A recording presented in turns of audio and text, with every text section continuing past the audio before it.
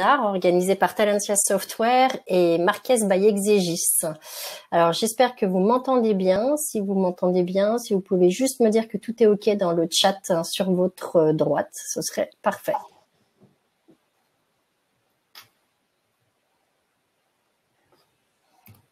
Est-ce que vous m'entendez?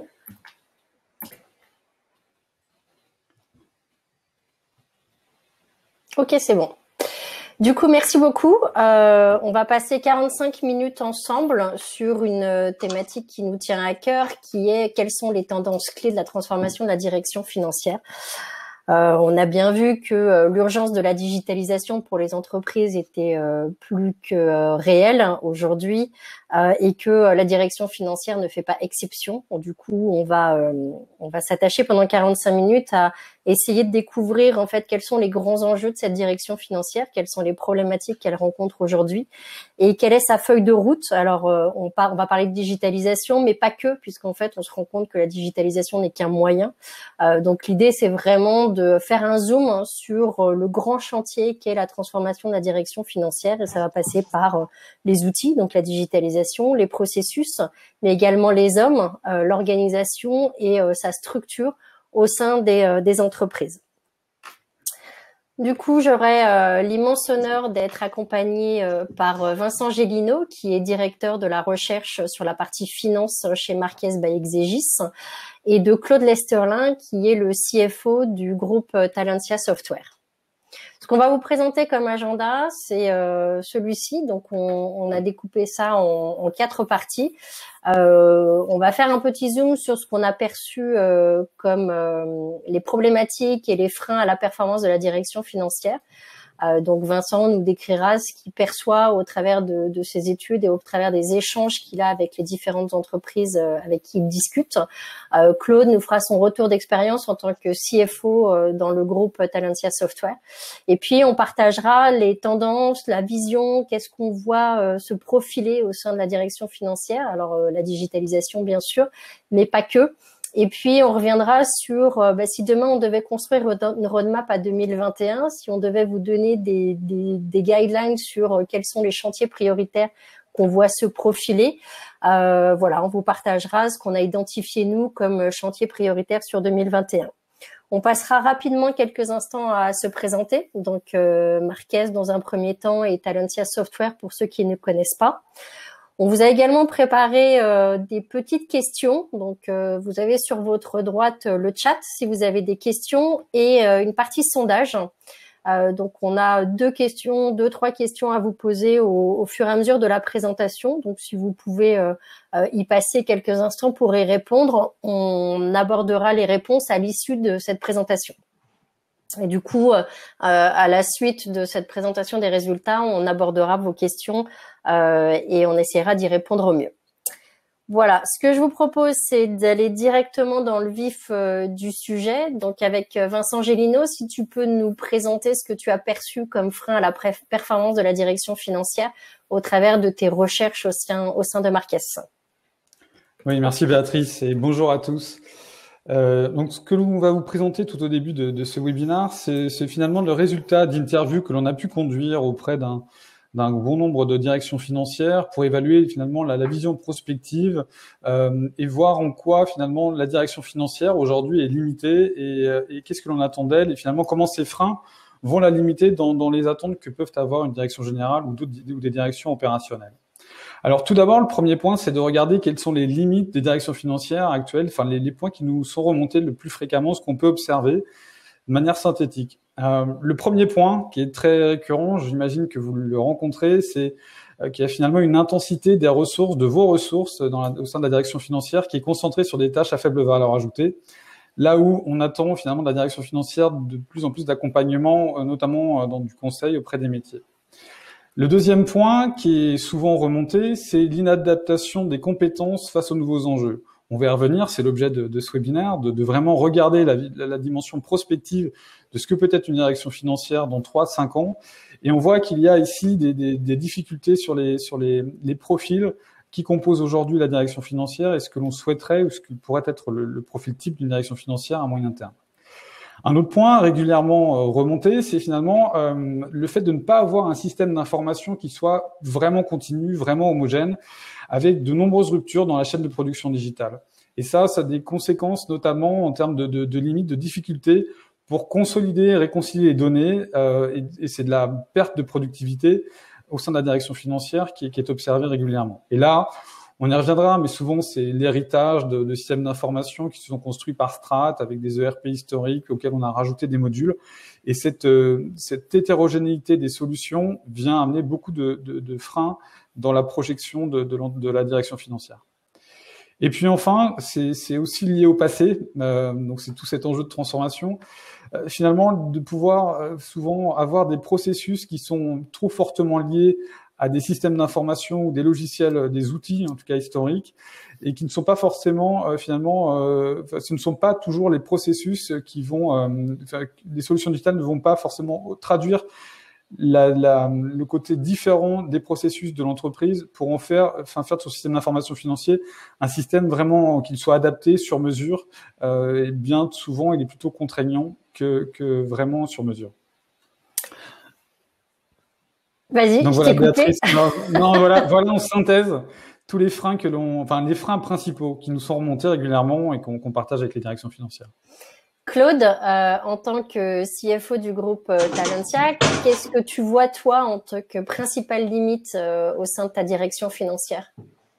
Alors déjà, bonjour à tous. Alors, au sein de la direction financière de Talentia, je dirais que c'est un peu le triptyque, hommes, process et outils.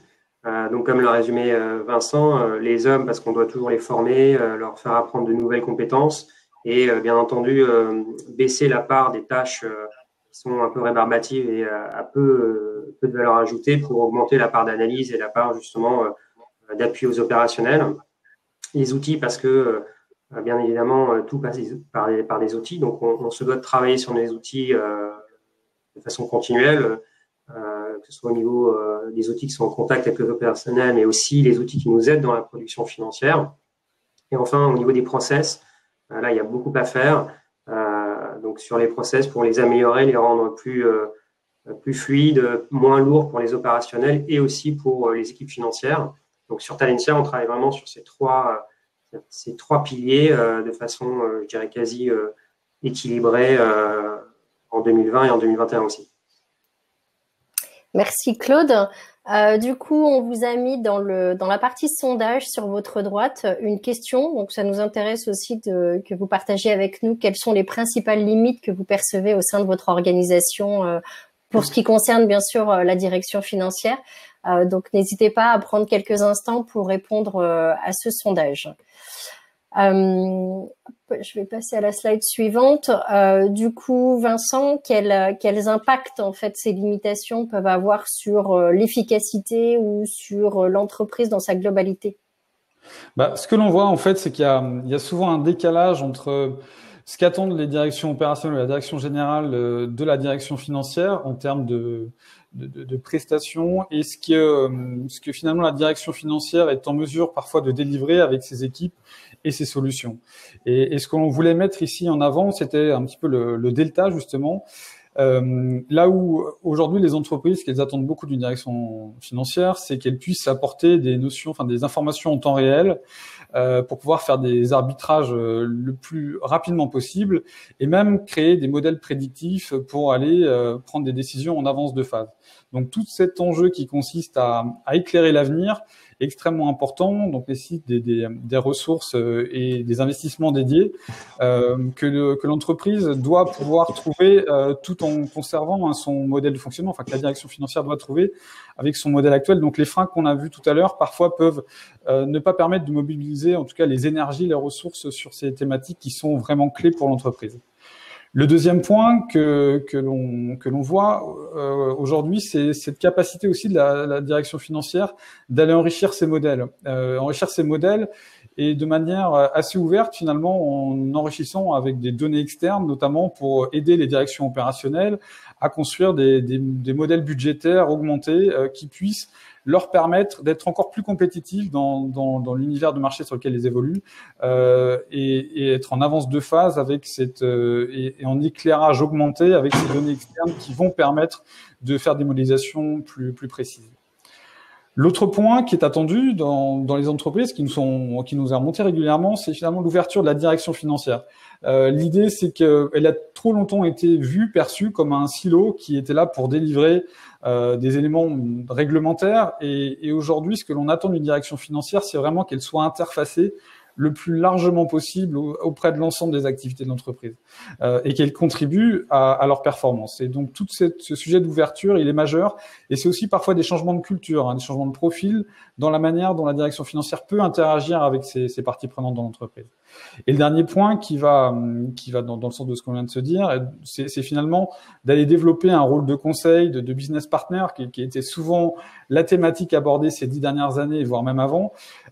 Mais pour ce faire, ça demande aussi de pouvoir libérer des ressources au sein de la direction financière et quelque part de créer presque des centres de services dédiés à tout ce qui est comptabilité, à tout ce qui est exploitation financière, pour vraiment avoir à côté des pôles à part entière qui soient dédiés au conseil auprès des directions opérationnelles.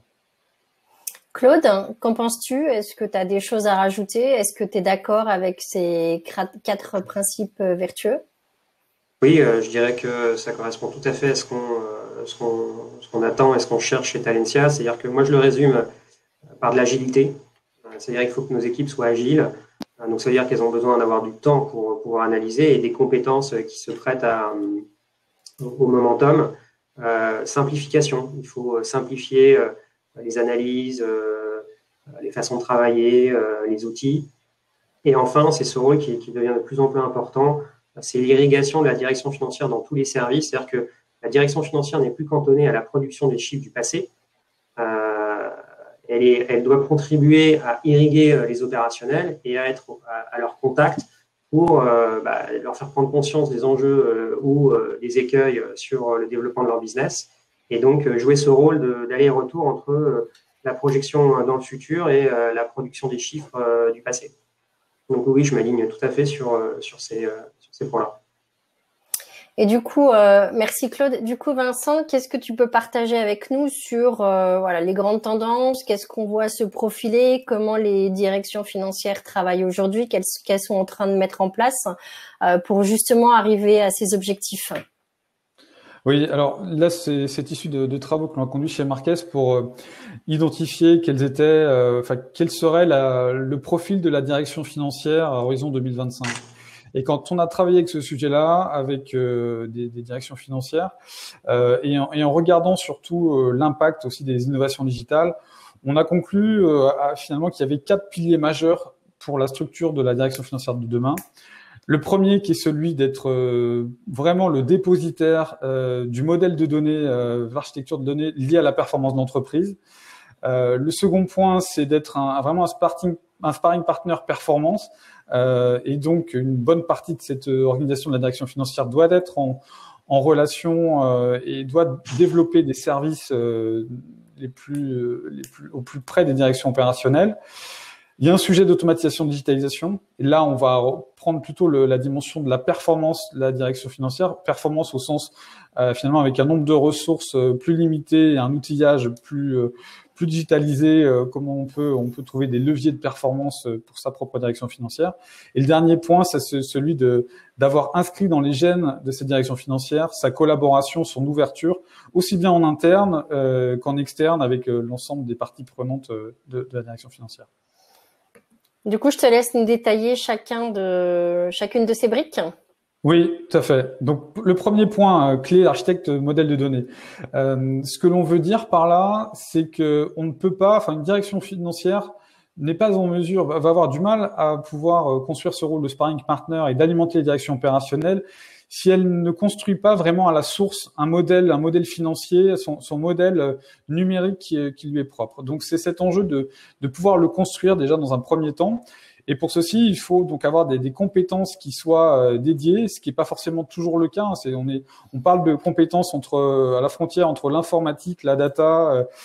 Donc, ce sont toutes ces ces compétences liées aussi à la data science ensuite pour aller l'exploiter, qui seront de plus en plus présentes dans ces directions financières, qui le sont déjà en partie. Enfin, il faut pas non plus, comment dire, on change pas de monde, hein. C'est-à-dire qu'on va plutôt avoir une évolution du rôle de contrôleur de gestion vers un rôle de data scientist.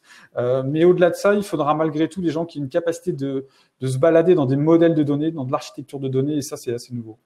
Une capacité dans la donnée aussi de pouvoir s'interfacer avec des modèles, enfin de l'enrichissement de données, donc aller voir aussi sur des brokers de données qui sont liés au métier de l'entreprise, quelles sont les données qui seraient les plus pertinentes pour injecter finalement dans des modèles prédictifs, des modèles budgétaires, aller amener de la matière qui va aider les directions opérationnelles les plus performantes.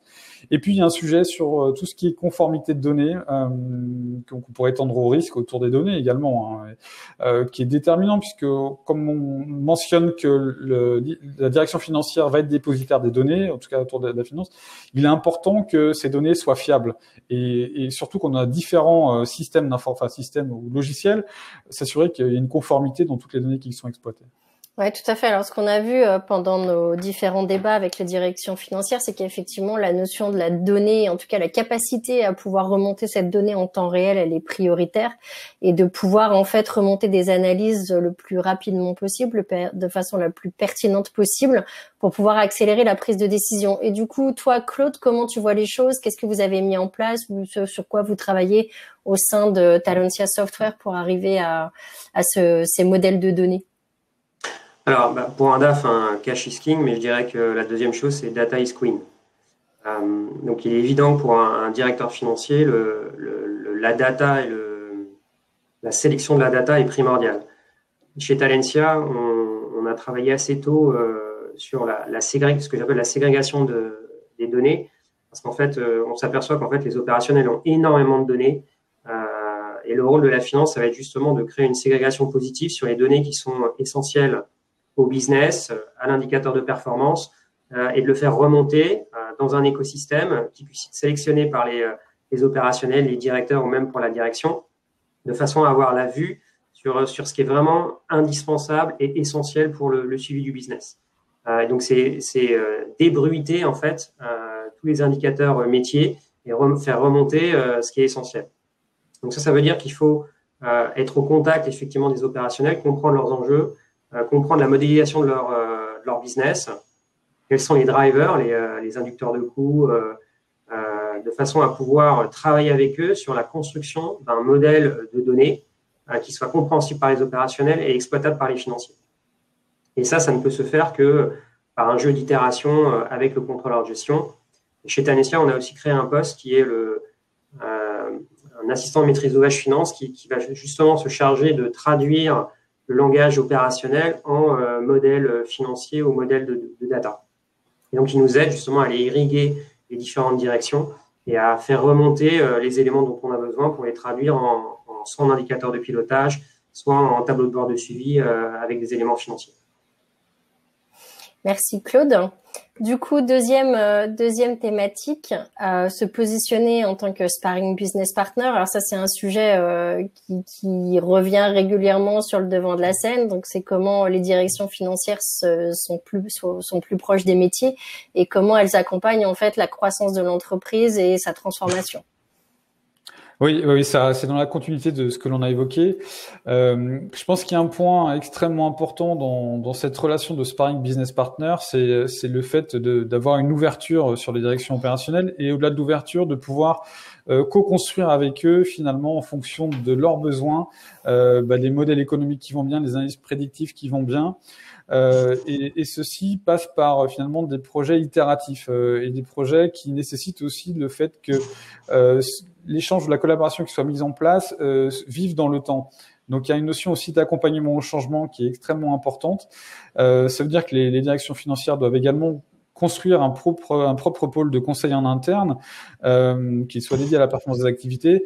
Et ce que l'on voit même parfois arriver, ce sont des évaluations de la satisfaction qui sont complétées finalement par la direction opérationnelle pour évaluer la prestation qui a été délivrée par la direction financière. Donc on voit même du NPS qui arrive pour les directions financières les plus évoluées, qui leur permettent aussi de s'assurer que ce qu'elles mettent en place est bien en phase avec ce qu'attendent les opérationnels. Et c'est tout ce lien finalement entre direction financière et opérationnelle qui est clé, qui repose par des profils de compétences aussi de type finalement plus conseil, qui n'étaient pas toujours présentes, en tout cas structurées comme des pôles de conseil interne au sein des directions financières jusqu'à présent. Claude, ta vision sur le sujet? Alors, pour moi, le business partner, c'est surtout de créer un langage commun. Parce que quand un financier vient voir soit un commercial ou un directeur de service, bien souvent, ce qui achoppe, c'est les notions de base. Et donc, quand on veut devenir un business partner, il faut qu'on apprenne à parler le même langage. Et donc, ça se fait effectivement par itération successive et puis par échange. En fait, on doit être chacun perméable au langage de l'autre, puisque le but, c'est l'édification d'un modèle qui soit commun, facilement appréhendable d'un côté comme de l'autre, et qui puisse répondre à la demande. Donc, cet élément-là, il est essentiel. C'est vrai que ça demande des compétences au niveau des contrôleurs de gestion, d'ouverture, et non pas d'être là que comme un censeur ou en disant ton indicateur est pas bon, qu'est-ce que tu vas faire pour corriger. Ça demande plus du dialogue, c'est un peu plus long, puisque c'est le jeu des interactions. Il y a surtout aussi un rôle d'évangélisation, c'est-à-dire que bien souvent on doit porter une vision un peu nouvelle, une façon de faire un peu différente. Et donc ça induit de la conduite du changement. Donc là, c'est vrai que c'est un point qu'a soulevé Vincent qui est assez important. Nous, on le voit très fréquemment chez Talentia. On est obligé d'endosser ce rôle qui est un peu, enfin c'est vraiment à la frontière limite du contrôle de gestion. C'est quand même assez éloigné, mais voilà, on voit que si on veut que le projet se passe bien dans des temps qui soient cohérents, on doit prendre en compte la conduite du changement, parce que bien souvent, on s'aperçoit que les organisations vont bouger aussi. Donc, ça veut dire que les interlocuteurs qu'on va avoir vont devoir changer, on va devoir les faire évoluer. Et donc, ça peut pas se faire de façon brutale et toujours rapide. Et donc, on doit prendre aussi ça en compte dans les demandes des directions générales de produire des indicateurs de qualité ou d'être vraiment le copilote des directions opérationnelles, tout en ayant comme matière l'être humain et parfois les process qui sont là depuis longtemps et qui demandent du temps avant de pouvoir être mobilisés correctement. Merci Claude. Troisième partie, l'automatisation, la digitalisation des processus dans un principe d'optimisation. Vincent? Oui. Alors ça, c'est vraiment depuis 3-4 ans, c'est un sujet phare et ça le deviendra de plus en plus. L'idée étant de réduire le plus possible le temps passé par les ressources internes sur des processus à faible valeur ajoutée en utilisant des solutions digitales. Alors, dans les compétences que l'on observera dans les prochaines années, finalement, on verra de moins en moins de saisie manuelle par des opérateurs au sein des directions financières, mais plus des compétences qui seront liées au pilotage, au contrôle de robots. Enfin, on parle beaucoup de RPA, tout ce qui est Robot Process Automation, et ces solutions qui sont en train d'être mises en place pour automatiser des processus, notamment de saisie ou de report d'informations. Il faudra qu'il y ait des acteurs derrière, des opérateurs qui veillent à ce que le fonctionnement, le paramétrage soit bien le bon. Et donc, on va plutôt observer des robots piloter ce type de tâches que d'avoir des compétences en propre sur l'organisation qui gère ces tâches. Le deuxième point qui rejoint le premier aussi, c'est que beaucoup de flux ne sont pas toujours digitalisés encore dans la direction financière. On parle beaucoup de procure to pay, d'order to cash. Donc, les solutions sont en train d'être mises en place ou sont mises en place, mais il faut également qu'on ait des observateurs, des gens qui puissent contrôler ces outils, qui puissent les administrer. Et donc, on passe sur un statut également d'administrateur de solutions, ce qui est différent d'opérateur de saisie auparavant. Un point important, c'est la notion de veille innovation. Ça, on ne l'observe pas forcément régulièrement sur la direction financière, mais il y a beaucoup de startups qui abordent des nouveaux sujets, qui amènent du digital et qui optimisent les processus. Il est important d'avoir toujours un œil aguerri sur ce qui se passe, d'être en veille permanente pour déceler là où des solutions permettraient quand même d'optimiser les efforts. Et donc, c'est le fait d'avoir une une activité, partie d'une ressource qui soit dédiée à ça, est important pour préparer la transformation et amener toujours plus d'efficacité dans l'entreprise.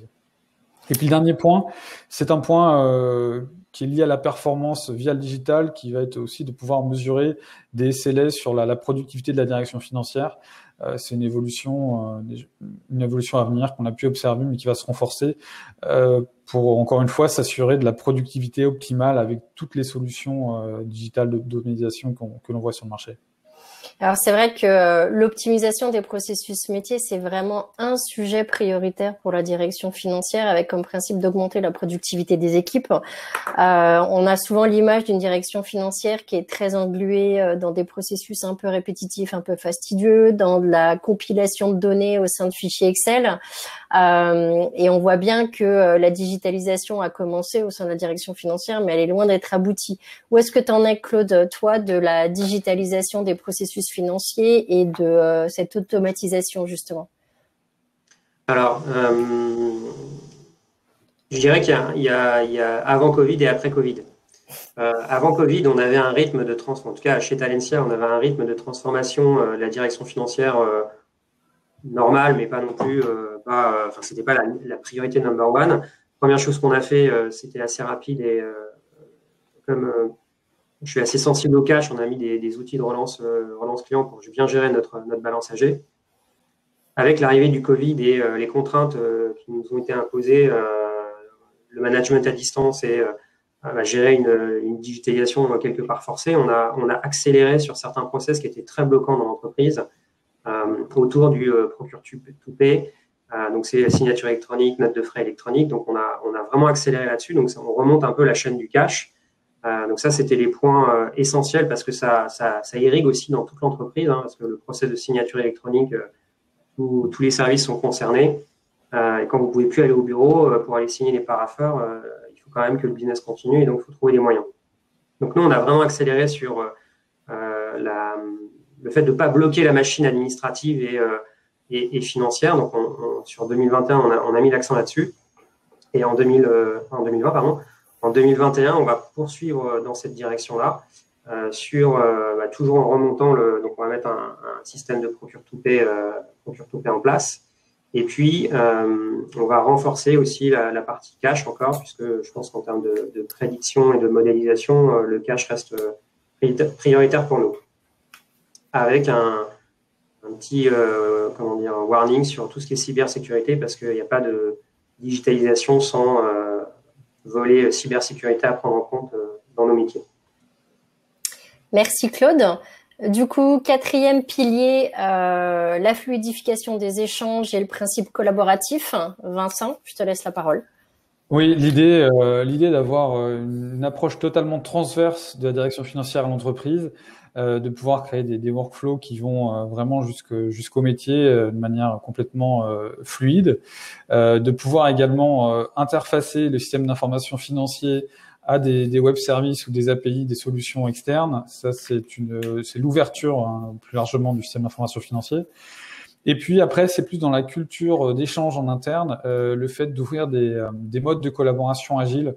On a tous, grâce d'ailleurs à ce confinement, enfin je sais pas si c'est grâce, mais on a développé des modes de collaboration avec des outils en temps réel, qui permettent d'échanger plus rapidement. L'idée d'ouvrir ces services aussi aux directions opérationnelles et de pouvoir interagir de manière beaucoup plus régulière, itérative, est vraiment important pour amener cette notion de temps réel ou de réactivité, ce sentiment en tout cas auprès des autres directions opérationnelles. Et puis de manière ultime, l'idée peut être d'aller même jusqu'à développer un marketing quelque part de la direction financière avec une librairie de services, se positionner en prestataire interne, avec des temps de réaction, encore une fois, le plus bref possible, d'avoir pré-packagé des offres pour ces directions opérationnelles. Voilà, tout ceci dans une ouverture la plus large possible en interne, mais également avec les fournisseurs, clients et autres parties prenantes qui soient externes à l'entreprise. Merci Vincent. Alors effectivement, on voit que les nouvelles technologies, on voit que les besoins analytiques, etc., engendrent des nouveaux besoins au sein des différentes divisions métiers. Et c'est vrai aussi sur la fonction financière. Claude, qu'est-ce que vous avez mis en place ou qu'est-ce que vous projetez de mettre en place chez Talentia Software pour justement transformer ton équipe et transformer sa valeur ajoutée au sein de l'organisation Talentia? Alors, comme j'ai la chance d'être chez Talentia, j'ai des outils très performants. Sauf que je me suis aperçu qu'en fait, il y avait surtout la direction financière qui l'utilisait et très peu les opérationnels. Donc, dès l'année dernière, on a mis en place un chantier qui est le fait que les opérationnels aillent directement dans les outils de planning et de budgeting pour pouvoir rentrer leur data et après qu'il y ait un point de rencontre avec les contrôleurs de gestion pour échanger non plus autour de la construction mais de la data elle-même et essayer de faire parler cette data. Donc là, on est vraiment dans ce que j'ai appelé tout à l'heure l'agilité, la simplification. Ce qu'on voudrait, c'est que les opérationnels ne se rebutent pas à aller dans l'outil financier parce qu'ils trouveront un écosystème qui est proche de ce qu'ils utilisent et comprendront la data. Donc, cette simplification de l'accès à la data financière, ou en tout cas de la modélisation financière, il était essentiel pour nous. On va le poursuivre sur l'année 2021 en allant plus finement dans les process métiers. Ça a été le premier step qui était important pour nous au niveau de l'échange avec les opérationnels. Ensuite, on a interfacé un certain nombre d'outils. On a changé des outils pour justement intégrer des web services de façon à pouvoir interconnecter notre système, notamment de planning interne, avec des différents données, que ce soit par exemple les encours clients au niveau de la COFAS, de façon à ce qu'on puisse voir où en était le client de son encours et s'il y avait un souci. Donc encore, le jeu, c'est d'essayer d'irriguer et d'injecter le maximum de données qui sont à notre disposition dans les différents systèmes et de les rendre accessibles à l'opérationnel de façon tout à fait transparente. Est-ce que tu as des changements de profil au sein de ton organisation, des nouvelles types de profils qui rentrent? Comment tu vois les choses sur les 2-3 prochaines années? Alors oui, il y a des profils. Enfin, il y a un profil qui va arriver, c'est tout ce qui tourne autour de la modélisation, parce qu'en fait, on s'est aperçu. Alors nous, on est un peu en rotation en changement de business model, donc on a besoin de simuler les différentes options qu'on prend, et donc tout l'outil, toute la capacité à modéliser, c'est à mettre des équations sur la table et à en sortir un petit modèle financier.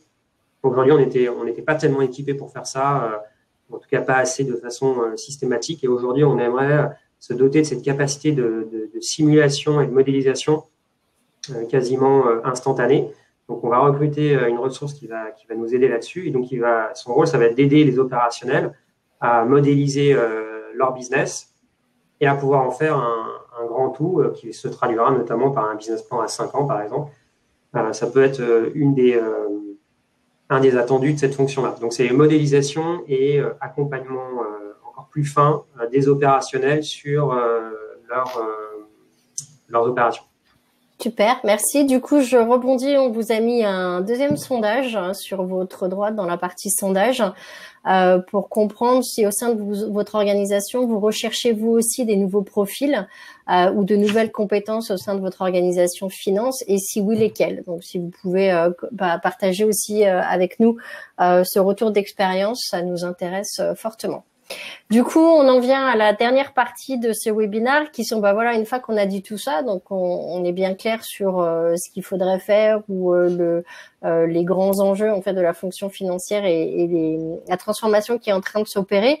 Mais du coup, la vraie question, c'est par quoi on commence et comment ça peut s'échelonner dans le temps, par quoi, quelles sont les grandes priorités sur 2021, voire plus loin si je vais jusqu'à 2023.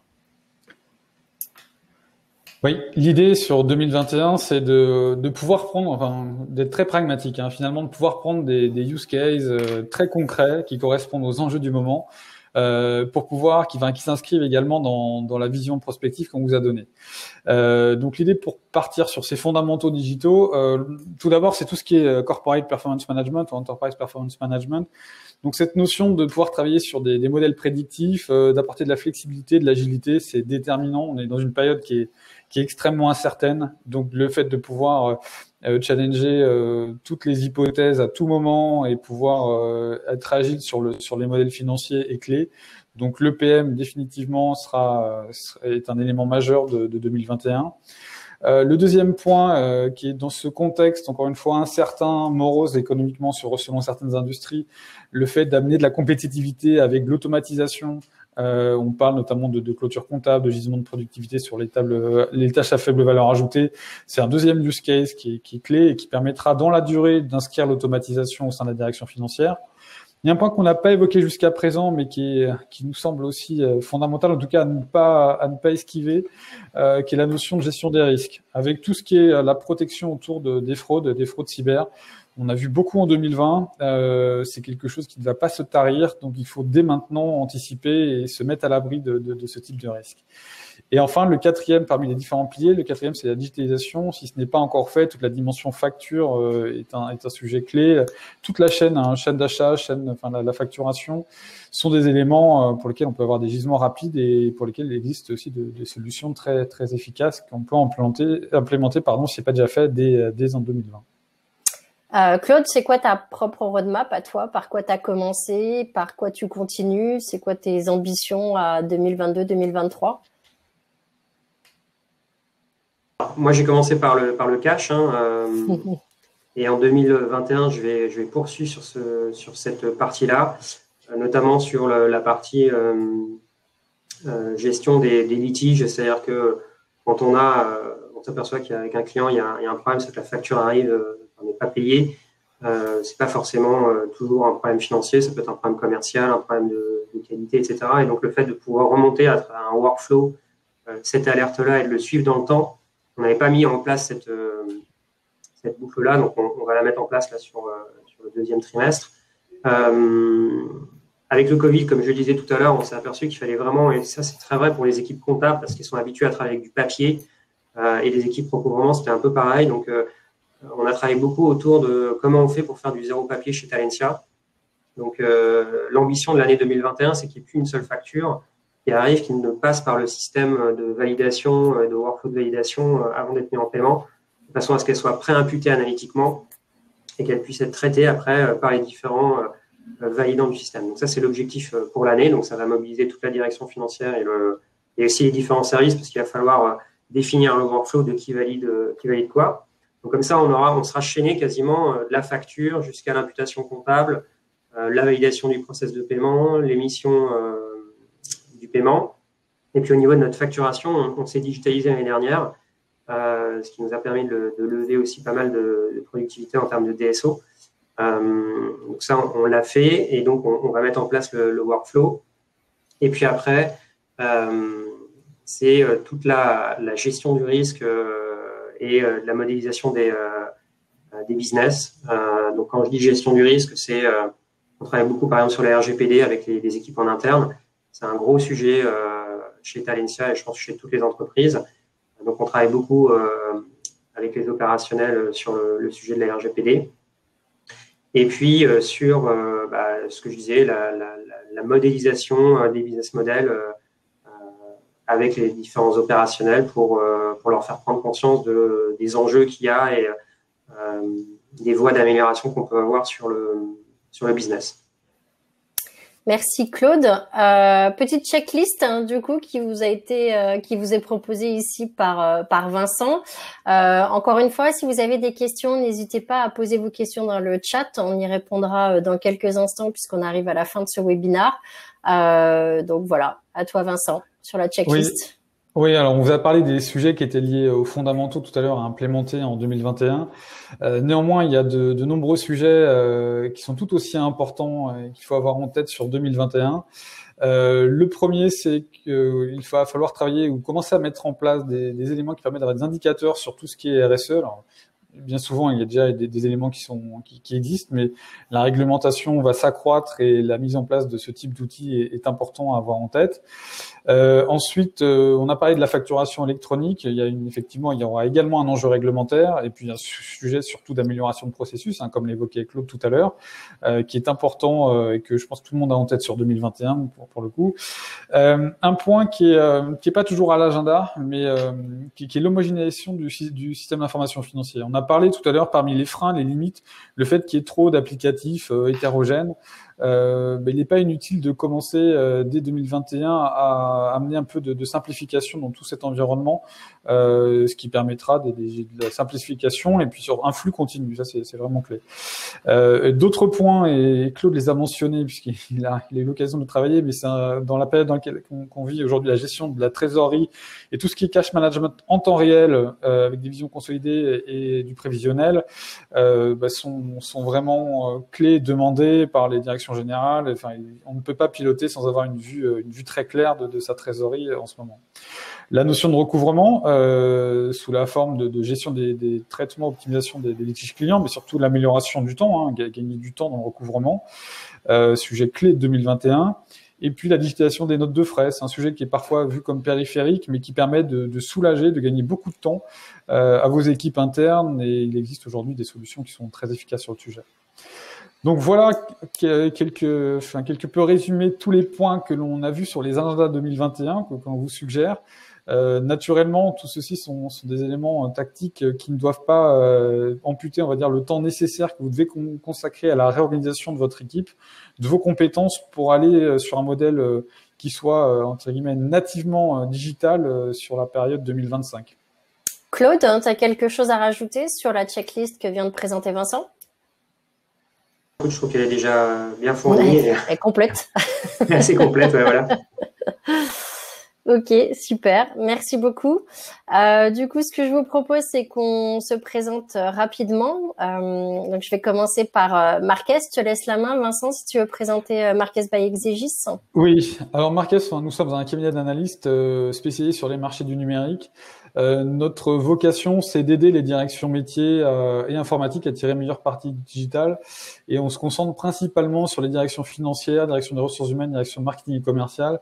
L'idée, c'est d'interviewer un maximum de décideurs dans ces directions, de réfléchir avec eux sur leurs enjeux, sur leur roadmap aussi digital, d'observer également l'écosystème de fournisseurs qui y répond pour avoir vraiment une vision sur ce que va être la transformation digitale dans les prochaines années. Donc la clé est pour nous d'apporter des visions prospectives et d'alimenter les réflexions et d'éclairer les prises de décision. Concernant Talentia Software, donc on est un éditeur de suites logicielles qui accompagne deux fonctions métiers transverses qui ont été en plein dans la lumière pendant la crise que l'on vit en ce moment, donc la fonction RH et la fonction finance. On a la chance d'être une entreprise pan-européenne qui gère plus de 3600 clients en Europe, avec principalement la particularité d'adresser des entreprises de taille intermédiaire. On représente 430 collaborateurs pour un chiffre d'affaires avoisinant les 65 millions d'euros. On a deux suites, du coup, qui permettent d'accompagner la digitalisation des fonctions RH et des fonctions finance. On a une suite RH qui englobe la paye et tout ce qui est lié à la gestion du capital humain au-dessus de ces fonctions d'administration du collaborateur. Et puis, sur la suite finance, de la gestion financière en passant par ce qu'on appelle de la corporate performance management, donc le pilotage de la performance avec tout ce qui est lié à la capacité de reporter, d'analyser et de mettre en place un système collaboratif de gestion des budgets.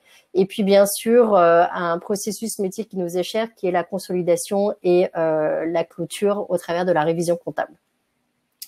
Tout ça au sein de plateformes unifiées et collaboratives pour développer en fait et optimiser les processus métiers RH et finance et développer également l'expérience utilisateur au sein des divisions métiers et au sein des différents collaborateurs de l'entreprise.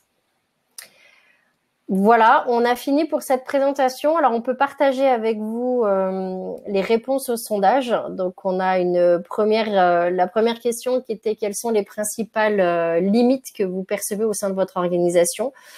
Donc, on a un bon équilibre en fait sur l'intensité des ressources vis-à-vis des tâches à faible valeur ajoutée, les compétences qui sont inadaptées aux nouveaux enjeux, les ruptures dans la chaîne de production digitale, les difficultés dans la consolidation et la réconciliation des données et l'absence d'alignement des solutions digitales sur les processus. Donc, alors visiblement, on est tous à peu près d'accord pour dire que voilà, c'est un grand chantier de transformation la digitalisation au cœur pour arriver en fait à ces fins, mais il y a beaucoup de limites sur lesquelles en fait les directions financières sont en train de travailler aujourd'hui.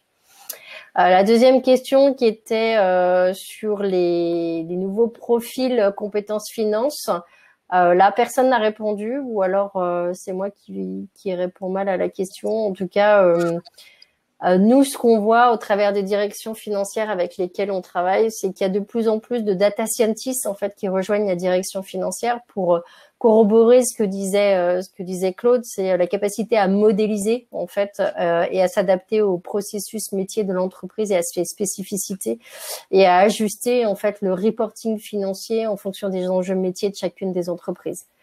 Voilà, on voit beaucoup aussi de gens qui vont accompagner l'évolution technologique de la sphère financière, donc des gens qui sont vraiment très techniciens sur la partie RPA ou sur la partie business intelligence.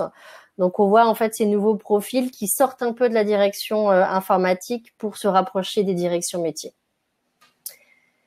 Et alors là, qu'est-ce que j'ai? Consultant performance au sein des directions métiers. Oui, c'est ça. C'est la capacité à pouvoir se dire, OK, on a de la data, mais cette data, il faut qu'elle soit analysée et analysable.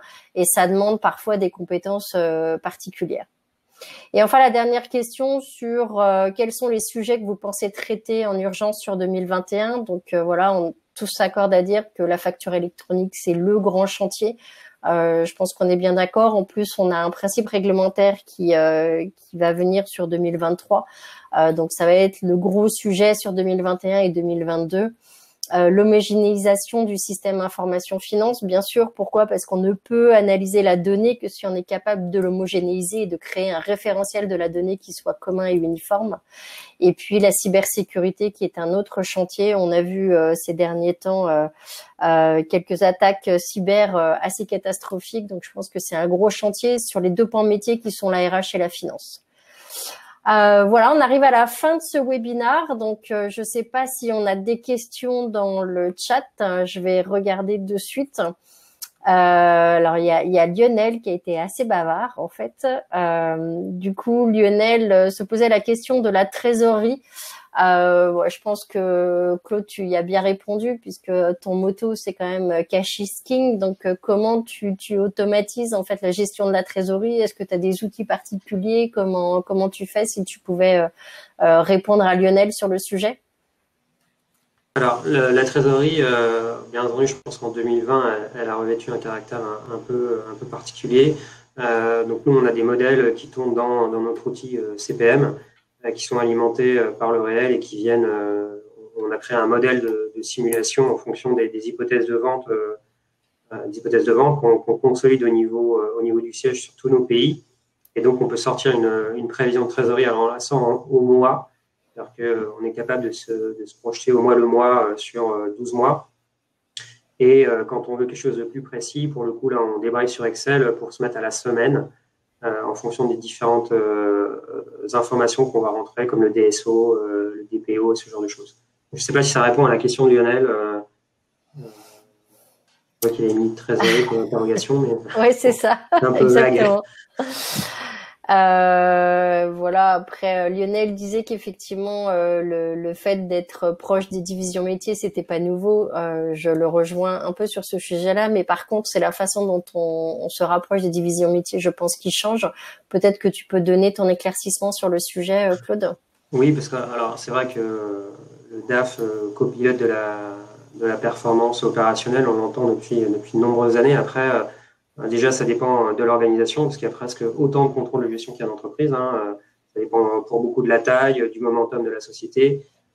Si je prends le cas spécifique de Talentia, l'accompagnement des opérationnels, il était déjà là, sauf qu'aujourd'hui, il revêt un autre caractère qui est comment on fait pivoter les directions opérationnelles vers un nouveau business model, vers une nouvelle façon de voir le business ou voir même la nouvelle création de services. On a créé le Business Services il y a 2 ans, des choses que les opérationnels ne connaissaient pas, donc il fallait le modéliser, accompagner les opérationnels sur qu'est-ce que ça veut dire en termes d'inducteurs de coûts, c'est quoi la rentabilité en pro forma que tu peux attendre et comment tu peux diriger cette rentabilité à court ou à moyen terme. Donc voilà, c'est vrai que ça c'est une notion qui est un peu bateau, mais derrière peut y mettre plein de réalités différentes. Et dans une époque de Covid, sur le momentum de Talentia, où on a besoin de modéliser, d'agilité pour faire des simulations quasi en temps réel, étant donné les incertitudes du marché, ça reste plus que jamais d'actualité. Selon moi. Et du coup, Lionel voulait savoir aussi ce qu'on englobait dans la direction financière. Qu'est-ce qu'on entend par direction financière? Alors, c'est vrai que c'est un sujet qui est assez intéressant puisque j'étais avec plusieurs entreprises et chaque entreprise, en fait, a sa propre définition de la direction financière qui peut être soit englober la direction comptable, soit être détaché de la direction comptable. Donc, comment tu vois les choses, toi, Claude?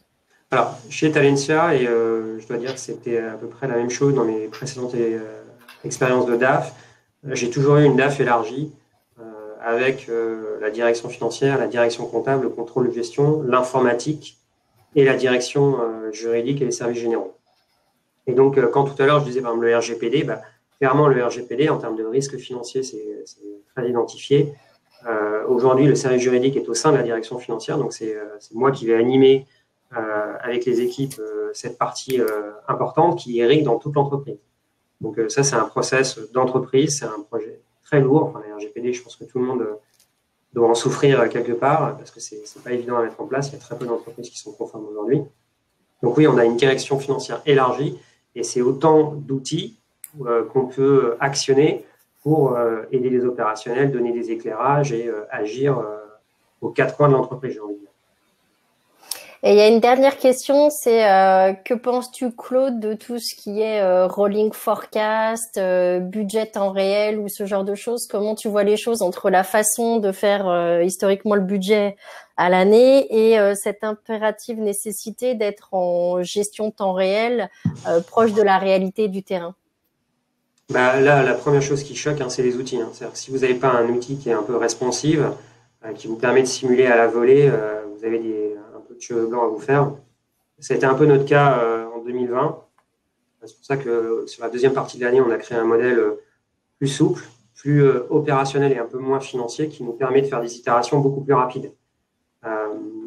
Donc oui, c'est pareil, le rolling forecast, c'est une notion qui est plutôt ancienne, rien de nouveau, mais quand vous essayez de la mettre en place concrètement dans un univers changeant, en fonction d'où vous partez, ça peut être plus ou moins douloureux. Et puis, il faut bien prendre aussi une chose en compte, c'est que les opérationnels, ils n'ont pas que de ça à faire des simulations financières. Et bien souvent, il faut qu'on arrive à être efficace dans très peu de temps et à se faire comprendre très rapidement. Parce que sinon, on a un process qui est très long. Et là, on perd en efficacité et tout le monde est insatisfait de ce qui en ressort. Donc, il faut que ce soit rapide, très maniable et simulable immédiatement. Super, merci beaucoup. T'avais fini ou pas? Non? Oui, je t'ai coupé. D'accord, ok. Merci beaucoup à vous deux. On est à la fin de ce webinaire. Je remercie les participants pour les questions et la richesse des échanges au travers des sondages. Moi, je retiens 3 choses. L'impérieuse nécessité du temps réel et la capacité d'être agile, prédictif au sein de la direction financière. La nécessité de travailler en mode collaboratif avec les métiers au profit de la performance de l'entreprise.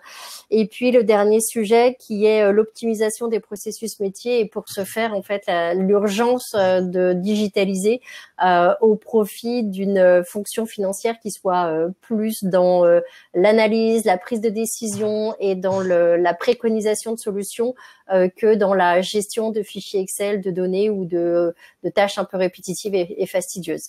Merci beaucoup à tous. Si vous avez des questions, n'hésitez pas. Donc, vous avez notre mail qui s'affiche à l'écran, donc info@talentia-software.com.